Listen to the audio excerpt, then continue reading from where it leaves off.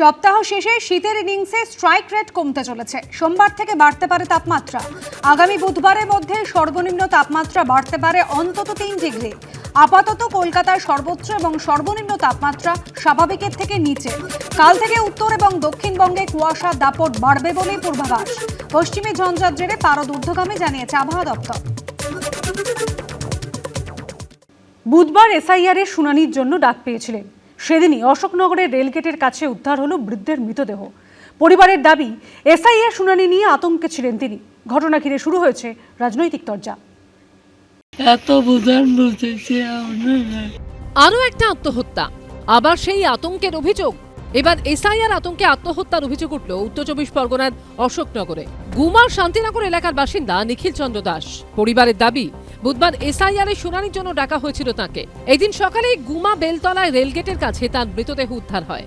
পরিবারের দাবি, বাংলাদেশ থেকে এলেও গত 35 বছর ধরে ভারতে রয়েছেন তারা। আধার কার্ড, ভোটার কার্ড, পাসপোর্ট সবই ছিল নিখিল চন্দ্র দাসের। তবে 2002 সালের ভোটার তালিকায় নাম ছিল না। পরিবারের দাবি, এসআইআর এর শুনানি নিয়ে আতঙ্কে ছিলেন তিনি। বিভিন্ন রকম কাগজপত্র নিয়ে টেনশনে ছিল, আমাদের হয়তো দেশে থাকা যাবে না, বিভিন্ন রকম টেনশনে ছিল। এসআইআরে বিভিন্ন রকম কাগজপত্র কিছু ভুলভ্রান্তিও আছে, আমার মতো যাতে এরকম কারণ হয়। এই অভিযোগ ঘিরে শুরু হয়েছে রাজনৈতিক চর্চা।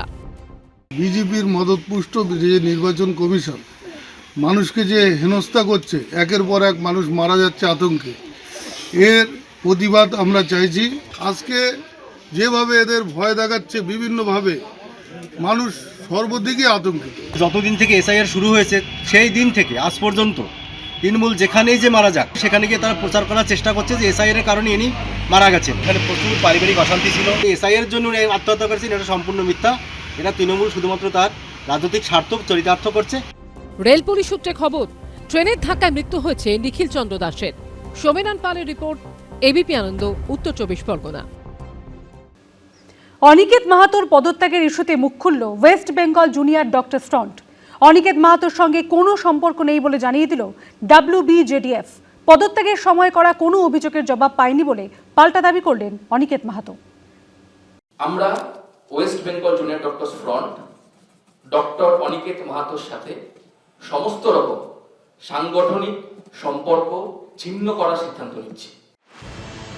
নতুন বছরের শুরুতে ওয়েস্ট বেঙ্গল জুনিয়র ডক্টরস ফ্রন্ট ছেড়েছিলেন আরজি কর আন্দোলনের অন্যতম প্রতিবাদী মুখ অনিকেত মাহাতো। WBJDF এর বোর্ড অফ ট্রাস্ট ও ট্রাস্ট সভাপতির পদ ছেড়ে দেন তিনি। পদত্যাগ পত্রে লেখেন, আইনি পরামর্শ উপেক্ষা করে অগণতান্ত্রিকভাবে কমিটি তৈরি করা হয়েছে। আমি আপত্তির কথা বারবার জানিয়েছি।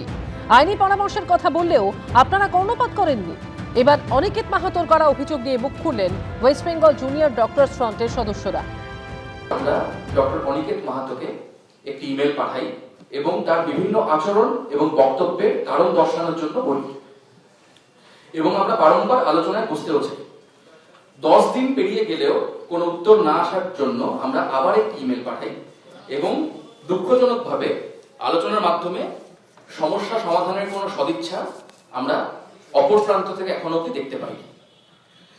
ইতিমধ্যেই ডক্টর অনিকেত মাহাতোর কিছু ব্যক্তিগত সিদ্ধান্ত ও কর্মপদ্ধতি আমাদের সাংগঠনিক ভাবমূর্তি এবং সর্বোপরি আন্দোলনের যে বৃহৎ ভাবমূর্তি রয়েছে তাকে ক্ষতিগ্রস্ত করছে বলে আমাদের মনে হয়। আমরা ওয়েস্ট বেঙ্গল জুনিয়র ডক্টরস ফ্রন্ট ডক্টর অনিকেত মাহাতোর সাথে সমস্ত রকম সাংগঠনিক সম্পর্ক ছিন্ন করার সিদ্ধান্ত নিচ্ছি। আমি তো 31শে ডিসেম্বর আমার ইস্তফাপত্র আগেই দিয়েছিলাম ওয়েস্ট বেঙ্গল জুনিয়র ডক্টরস ফ্রন্টের ভিতরে, এবং 1 জানুয়ারি সমাজ মাধ্যমে সেখানে আমি আমার মতামত সম্পূর্ণরূপে রেখেছিলাম। ফলে আমি নিজে ইস্তফা দেওয়ার পর যে সিদ্ধান্তে আসুক না কেন, সেই সিদ্ধান্ত এই মুহূর্তে আমার কাছে অপ্রাসঙ্গিক। আমি তাদের কাছ থেকে যে ওই দুটো পয়েন্টের ভিত্তিতে ওই যে অভিযোগ আমি রেখেছিলাম তার সুনির্দিষ্ট কোনো ব্যাখ্যা আমি দেখতে পেলাম না। বুধবার একটি ওয়েবসাইট লঞ্চ করলো ওয়েস্ট বেঙ্গল জুনিয়র ডক্টরস ফ্রন্ট, যেখানে মানুষ চিকিৎসা সংক্রান্ত কোনো সমস্যায় পড়লে অভিযোগ জানাতে পারবেন। অন্যদিকে আরজি কর কাণ্ডের প্রতিবাদে বৃহস্পতিবার সিবিআই দফতর অভিযানের ডাক দিয়েছে ভয়েস অফ অভয় সংগঠন। সেখানে উপস্থিত থাকবেন সংগঠনের সদস্য অনিকেত মাহাতো। নিহত তরুণী চিকিৎসকের মা বাবাও বৃহস্পতিবার সিবিআই দফতর চলোর ডাক দিয়েছে। সন্দীপ সরকারের রিপোর্ট, এবিপি আনন্দ, কলকাতা। নিপায় আক্রান্ত 2 নার্সের অবস্থা সংকটজনক। দুজনই আচ্ছন্ন আছেন কোমায়। দেওয়া হয়েছে দাদরা ও নগর হাভেলি থেকে আনা বিশেষ ইঞ্জেকশন। নদিয়ার পারিবারিক অনুষ্ঠানে যোগ দিতে গিয়ে তরুণীর সংক্রমণের সন্দেহ, যাচ্ছে স্বাস্থ্য দফতরের টিম। নিপায় আক্রান্ত সন্দেহে আরও 2 অসুস্থকে আনা হলো বেলেঘাটা আইডিতে। 2007-এর পর 2026, 19 বছর পর ফের পশ্চিমবঙ্গে সংক্রমণ ছড়ালো নিপা ভাইরাস। নমুনা পরীক্ষায় পজিটিভ 2 জন। নতুন বছরের শুরুতেই ভয় ধরাচ্ছে মারণ ভাইরাস। স্বাস্থ্য ভবন সূত্রে খবর, আক্রান্ত হয়েছেন এক মহিলা এবং এক পুরুষ নার্স। দুজনেই আচ্ছন্ন আছেন কোমায়, রাখা হয়েছে ভেন্টিলেশনে। বারাসাত নারায়ণা হাসপাতাল সূত্রে দাবি, তরুণী নার্সের শারীরিক অবস্থা অত্যন্ত সংকটজনক। তার কোনো স্নায়বিক প্রতিক্রিয়া নেই, তবে পুরুষ নার্সের শারীরিক মাপকাঠির কিছুটা উন্নতি হয়েছে। মহিলা নার্সের বাড়ি পূর্ব বর্ধমানের কাটোয়ায়, পুরুষ নার্সের বাড়ি পূর্ব মেদিনীপুরের ময়নায়। বছর 25-এর 2 নার্স কাজ করেন বারাসাতের নারায়ণা হাসপাতালে। কিন্তু কিভাবে আক্রান্ত হলেন তারা? স্বাস্থ্য দপ্তর সূত্রে খবর, 15 থেকে 17 ডিসেম্বর পারিবারিক বিয়ের অনুষ্ঠানে যোগ দেন তরুণী। ভারত বাংলাদেশ সীমান্ত লাগোয়া নদিয়া জেলার ঘুঘরাগাছি গ্রামের অনুষ্ঠানে যান। অনুমান, ওই এলাকাতেই সংক্রমিত হন তিনি। ওই এলাকায় খেজুরের রস ও খেজুরের গুড় তৈরি হয়। তরুণী কাঁচা খেজুরের রস খেয়েছিলেন কিনা নিশ্চিত নয়। খোঁজ খবর করতে গ্রামে যেতে পারে স্বাস্থ্য দপ্তরের টিম। নদিয়া থেকে ফিরে আসার পর 18 তারিখ সর্দি কাশি শুরু হয় তরুণীর। কাটোয়া মহকুমা হাসপাতালে চিকিৎসা করান, পরে ভর্তি হন বর্ধমান মেডিকেল কলেজ হাসপাতালে।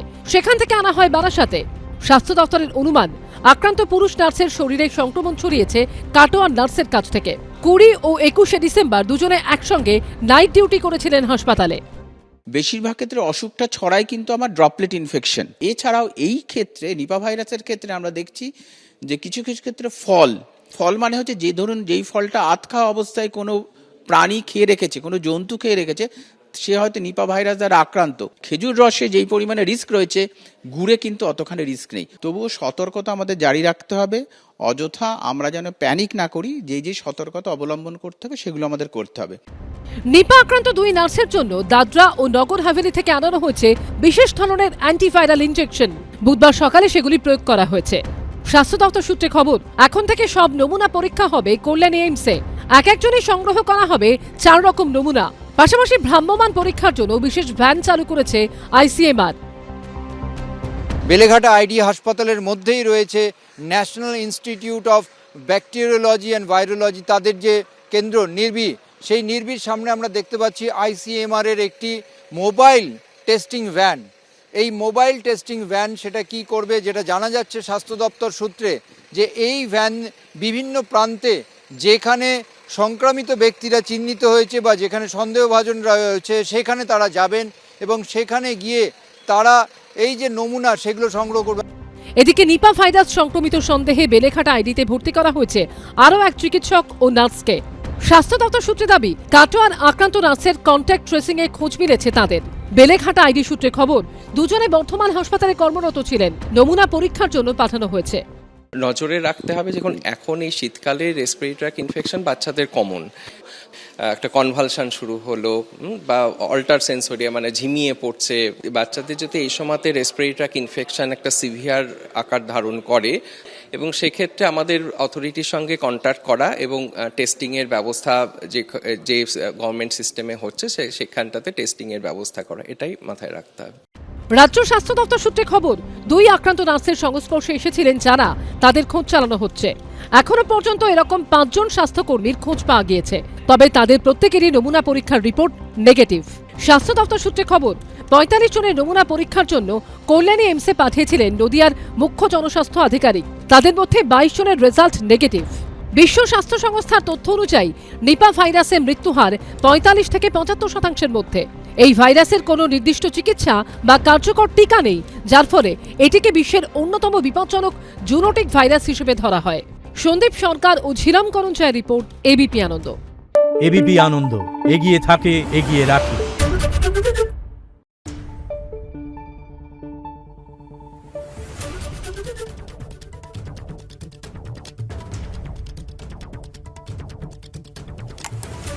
Thank you.